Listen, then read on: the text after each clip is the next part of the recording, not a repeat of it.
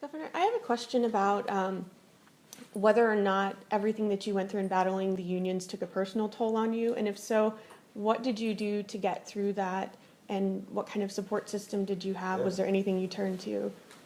Yeah, that's a great question, because, I mean, those are the sorts of battles, maybe not as high profile as it was then at the president, but essentially what the president goes through almost all the time. Right. At least if you're pushing stuff. Yeah, it was, personally, the biggest challenge was they went after not just me, but my family. I mean, I remember one death threat I got was actually directed to my wife. It was right before I went out for a press conference.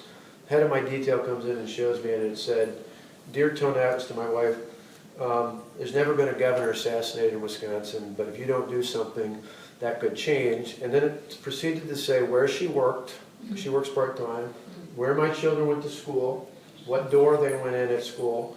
They went to a public school. Where my father-in-law lived. I mean, right down the line. And I think they thought it would get to me and would intimidate. Quite frankly, I'd tell you, it just pissed me off. But I went out, and every night, you might remember, you're following, but I would give a press conference at 5 o'clock because I didn't want to filter from the press. I wanted to talk, and they would start showing it live. Eventually, the cable network picked it up. And so I went out 5, I'd talk for a few minutes, and I'd take questions. And I talked in this, the protesters knew this, and so they would start yelling and screaming. They have those long horns like you have at soccer games. They would pound and all this at 5 o'clock or 4:59, and they'd pound and pound and pound away.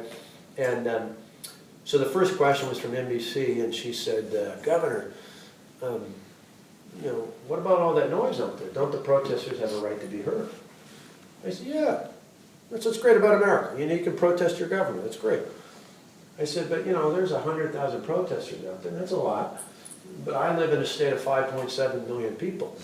And the majority of people in this state elected me to do what I'm doing, and I'm not going to let those voices drown out the majority of people in the state who elected me to do what I'm doing." And so it was moments like that that were helpful. The other, personally for me, one of the best things I did was get out of the Capitol. You overwhelmed in the Capitol, both because it's liberal and just because it's the Capitol. After the first week, I got out and flew around the state just about every day. I can't tell you how helpful that was.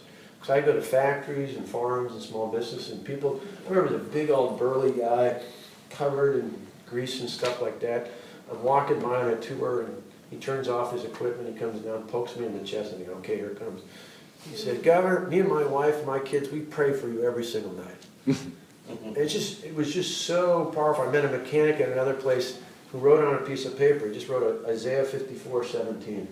"The weapon cast against you shall prevail." It was just so moving. And I just thought, to me, a support system, it wasn't just my family, which it was God to me. It was not that God necessarily said every step I took, but it was just, I felt enveloped in a sense of protection that God was sending messages through angels saying, "You're going to be fine. Just if you do what you think's right, stay on the right path, you're going to be just fine along the way."